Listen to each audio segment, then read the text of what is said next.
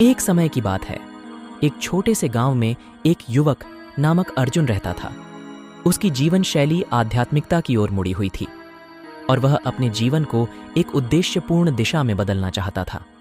एक दिन अर्जुन ने गांव के वृक्षारोपण कार्यक्रम में भाग लिया और वहां उसने एक बाबा से मिला जिनका नाम सोमनाथ था।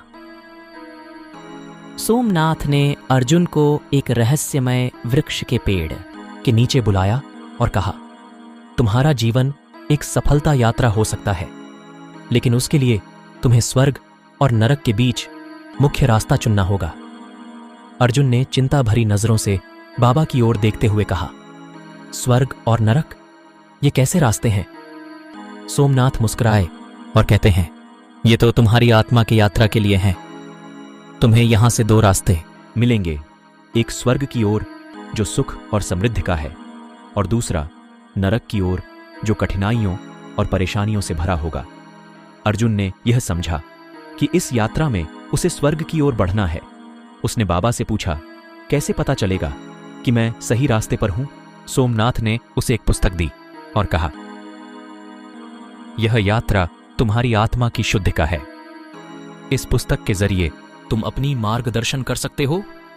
अर्जुन ने वह पुस्तक पढ़ी और समझा कि स्वर्ग का रास्ता सत्य, अहिंसा और सेवा में है।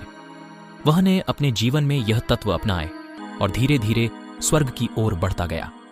हालांकि एक दिन उसका मित्र वीर ने उससे कहा, तू इतना साधु बन गया है कि तू अपने जीवन को स्वर्ग में जी रहा है, लेकिन यह तो तेरा कर्म भूमि है, क्या तू उसे छोड़ देगा? अर्जुन ने यह सुनकर सोचा और अहिंसा और सेवा के माध्यम से अपने कर्म भूमि में योगदान देने का निर्णय लिया। उसने गांव को सुधारने में अपनी भूमिका निभाई और लोगों को सहायता की। इसके परिणाम स्वरूप उसकी आत्मा ने स्वर्ग की ओर बढ़ते हुए भी कर्म भूमि में योगदान दिया और उसका दिल संतुलित रहा। उसने देखा कि स्वर्ग और कर्म भूमि में एक मिलनसार संतुलन संभव है। जिस तरह उसने गांव को सुधारा, वैसे ही उसने अपनी आत्मा को भी शुद्ध किया। वह न सिर्फ अपने गांव के लोगों के लिए, बल्कि उसके आसपास के क्षेत्रों में भी कार्य किया। उसने एक शिक्षा संस्थान स्थापित किया जहां गरीब बच्चे मुफ्त में शिक्षा प्राप्त कर सकते थे।